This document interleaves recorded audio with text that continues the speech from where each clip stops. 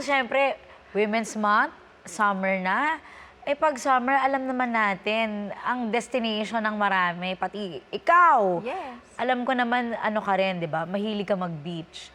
May ano ka ba? May beach vacation ka ba? Inaabangan na yung mga beach photos mo. Kaya nga, Mga ang isa pabikini mo dyan.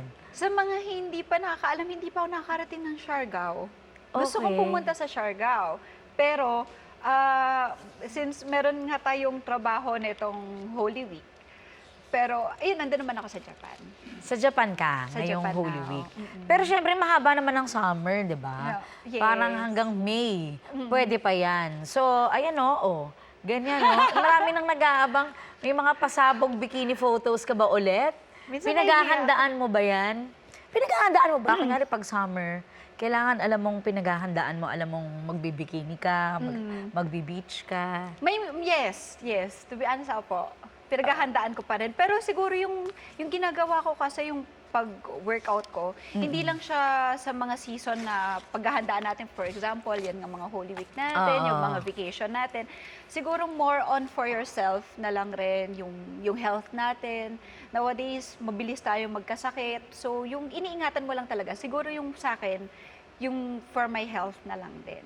Na okay tayo. Yung ganun, Kaya healthy hindi, tsaka tayo. na-maintain mo yung ano, yung figure mo. Tama. Parang never kang tumaba. Wala akong memory na parang tumaba ka ever. Parang lagi kang slim, lagi kang ang ganda-ganda ng figure mo. Paano mo na-maintain yung ganyan? Lagi kang fit. Grabe, pero thank Anong you po. secret? Hindi, I work out siguro every day kung may time, at least 30 minutes every day. And kung may time naman ako, usually nagja-jogging ako. Jogging, Yes, running. jogging ako. Jogging lang. Running, pag meron akong kailangan paghandaan na fight scene. Kasi yung hingal, para hindi ka hingal na hingal pag nakikita ka sa eksena, yung hindi ka, di ba dapat warrior ka? For example, ito, sangre, ngayon nagbabalik na ang sangre, kailangan kong paghandaan yun kasi yung warrior costume din namin. Now yung, siguro pag kumakanta ka din, wow, singer. Wow! Nakakaya. Stamina. Di ba? Oo, Para hindi ka stamina. naman hingal na hingal kapag may mga events tayo sa iba't ibang Oo. mga out of town, baka next time out of the country. So talagang ganun. healthy and active lifestyle. Yun ang ginagawa mo Yes, talaga. yes.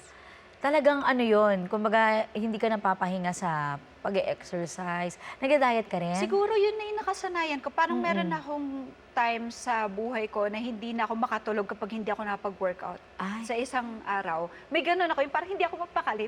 Parang may kulang sa akin, ganun. Oo. Ganun na siya. Naging lifestyle ko na. Lifestyle talaga. Diet. May Diet ganun ba? ko, fasting, pero Okay. nagbibigay rin ako sarili ko ng cheat day. Tapos pagkakain ako, hindi ko rin kinokontrol yung sarili ko na bawal ka nito kasi diet ka, ganyan. Kinakain ko pa rin lahat. In moderation. In moderation.